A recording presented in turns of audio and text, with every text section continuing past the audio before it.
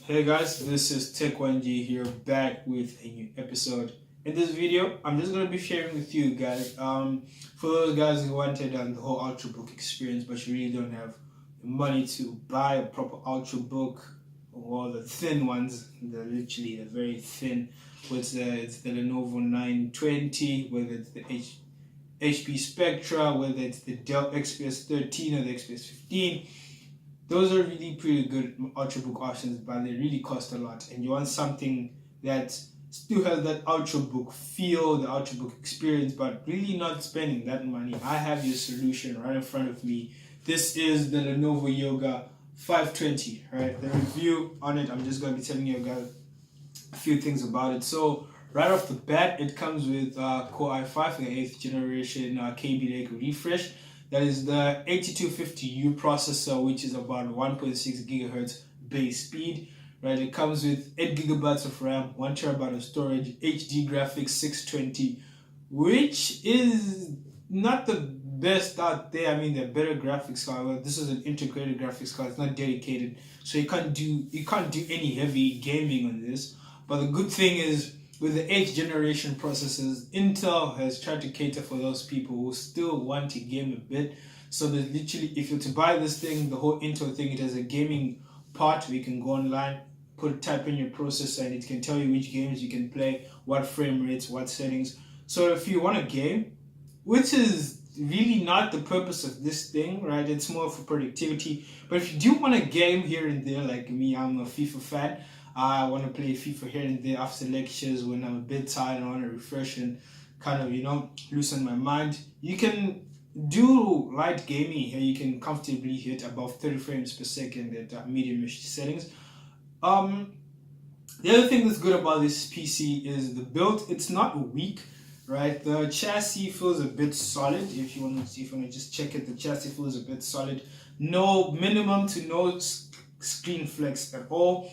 The good thing about this PC is a few features you should know. Comes with a fingerprint with biometrics at the fingerprint sensor, so it means it supports Windows Hello, which is pretty good because you don't want to be that guy who's always tapping the password. Just tap your finger, put your finger on the sensor, and you're in.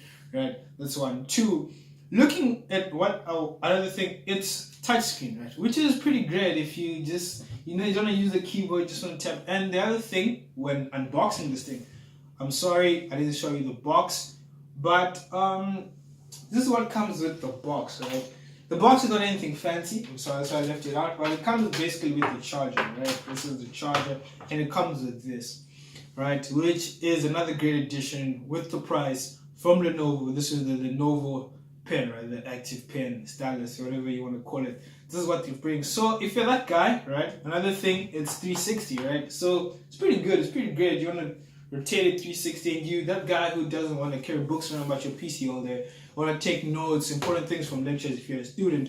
I mean, it's good because you can use this to what? Right on your screen, take that notes down, use OneNote, which is pretty great, right? Which is pretty good. It's a good addition from Lenovo. Thank you, Lenovo, for that. If you share a room, right? You share a room, a person, your roommate wants the lights off, but you have to finish the assignment. You're afraid of how I'm going to see your keys or whatnot. Some people look at the keyboard, but which is another great addition from Lenovo with this PC is it comes with a backlit keyboard, right? It comes with a backlit keyboard. I don't know if it can properly show on camera, but it comes with a backlit keyboard, which is good for those late night assignments when you're doing the dark.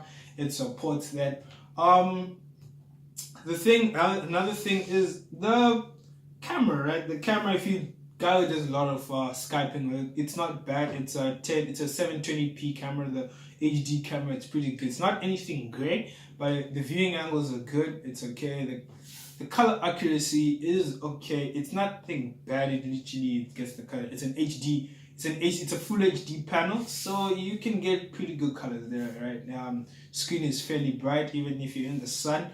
The audio, right? There's audio by Harman, right? The speakers, bottom facing speakers, not the best location, which is the few things I have. These are the few problems that I have here, but they're not as good as the MacBook speakers. Let's just be honest, but they're pretty good. Another problem that you should know with this is the fan. If you want a game, this thing is meant for gaming, so you're gonna hear the fans literally come up a bit. You can hear them. They get pretty loud, which is, if you can always just plug in a set of headphones, drown out the music, drown out the fans, put some music on, enjoy it. It's pretty good. Overall, my overall impression from this, right, is I bought this. This is my new daily driver PC. It's my number one. Well, I don't have any other PC, but this is my number one. This is what I use most of the time. And what I like about this PC is I still get the, I can still get the ultrabook feel, right? At least, even the port selection, I didn't mention that actually. It comes with the HDMI, a USB-A, USB Type-C, audio jack, right? The SD card slot that's always there, and another USB-A port, which is pretty good. The port selection is pretty great. It's not anything bad, although the USB-C does not support Thunderbolt 3, which is, I feel like it's a letdown. Coming into 2018, we need a lot of Thunderbolt 3 ports unless you want to connect. So it means you can't connect it to an external GPU, which is pretty sad. But overall, it's pretty good. I mean, the build feels like it's built with aluminum. It's pretty great. And yeah, I mean, if you want the ultrabook experience, you can find this on Amazon for about $700. If you're an essay and you're a student, you're gonna buy it. It'll cost you about 11 to 12,000 rand, which is a pretty penny to pay, but it's worth it. You won't be disappointed. I can guarantee you. It's not the best. It's not like if it was it wouldn't be a flagship, but it'll be something that you'd comfortably get through. It's pretty great. Yeah, that's my Lenovo Yoga 520 review. Thanks for watching the video, guys. Thumbs up if you like it, and please put a sub below. See you guys next time.